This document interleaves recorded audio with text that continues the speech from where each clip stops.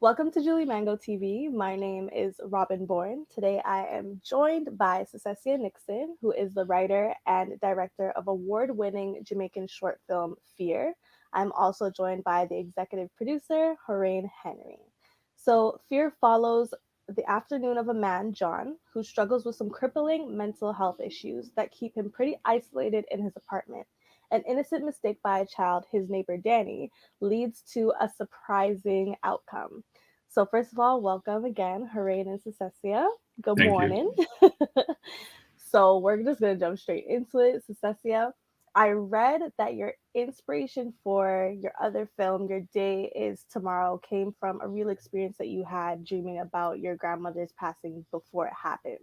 So, hmm this stood out to me because I had a very similar, well, the exact same experience actually a couple years ago.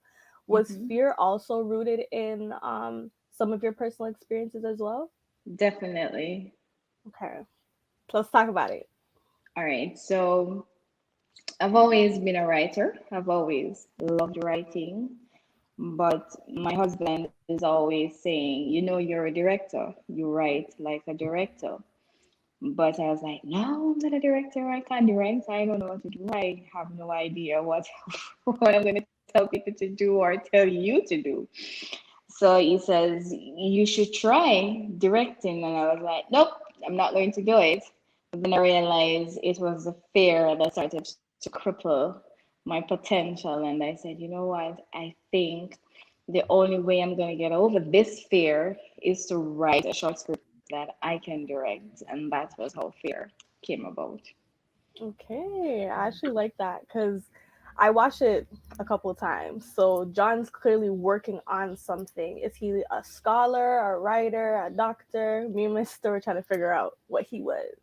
He's a writer, just He's a like me. writer?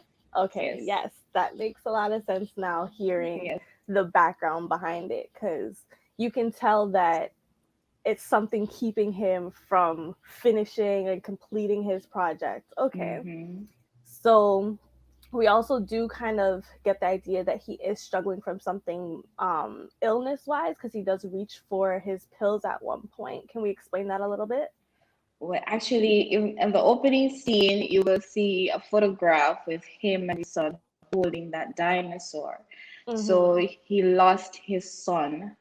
So that Oh. loss is the reason why he's so reclusive, and that's the reason why he's always cooped up inside trying to write and express his feelings. Because I remember at one point I was there when I lost my mom. I think it was the hardest days of my life. I felt like I couldn't go on. And I stayed in and I wrote and I wrote and I wrote and I didn't want to see outside. I didn't want anybody to bother me and stuff. So I put part of me inside of John. Mm-hmm. Okay.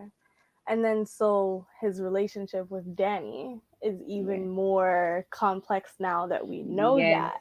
Because I was even yes. wondering, okay, well, are they usually very friendly? Is it just this day where he's kind of giving Danny the cold shoulder? What is their relationship?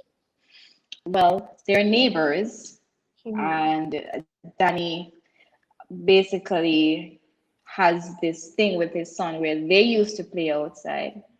No, sorry, John has this thing with his son where they used to play outside, and Danny used to play with them. So Danny kind of reminds him so much of his son that he doesn't really want to be bothered by him. Okay. Wow. Sorry, I'm just recounting everything now. I'm just like, okay, this is so different from Yeah. what I originally thought. Yeah. She's such a Oh great man. storyteller. So Yeah, Yes. because if you notice when he goes and he says, "Hey John, can I borrow your dinosaur?" And John says, "Go away." And he said, "Oh, see you another day." So it's like it's Hmm. something he's always going there to bother him for. Something he needs to borrow. John don't want to be bothered. Yeah, because that's what I was Yeah. thinking too. I'm like, maybe he hears "see you another day" all the time, so he's like, "Oh yeah, whatever. We'll just see you Yes, tomorrow." that's exactly it. Oh my gosh. Okay, sorry. I need to re-rack my brain now because now I have so many other questions, and that's one thing Mhm. that I love about this short. We have enough information to kind of make our own conclusions and say, okay, what's really happening, but enough to question it and say, okay, what did the writer really want to say? So I'm really happy that we're having this conversation right now. Good.